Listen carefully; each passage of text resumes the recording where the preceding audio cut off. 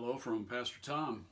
I've always been fascinated that from the end of the Old Testament, the end of the book of Malachi, until this burst of activity at the beginning of the New Testament with the birth of Jesus, the Bible is silent. But if you study history, there were some of the most incredible events in the history of the world that happened during that period of time. It was the rise of Greek philosophy. Alexander the Great conquered the known world in a spectacular way. The Roman Empire developed, and it became this force that conquered literally almost all of the known world with its military might.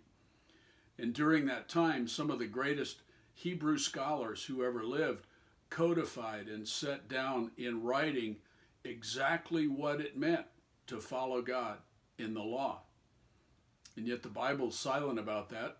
When Paul writes about that period of time in Galatians 4, he says, when the fullness of time came, meaning at just exactly the perfect time, the time that he had planned.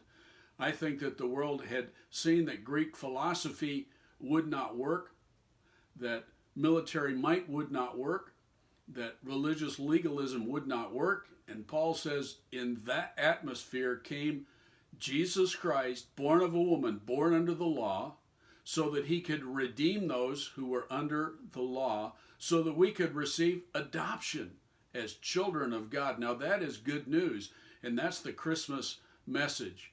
My prayer for you during this Christmas season is whatever else you're depending on, I pray that you will open empty hands of faith to God, because at the fullness of time, he sent his Son to be your Redeemer.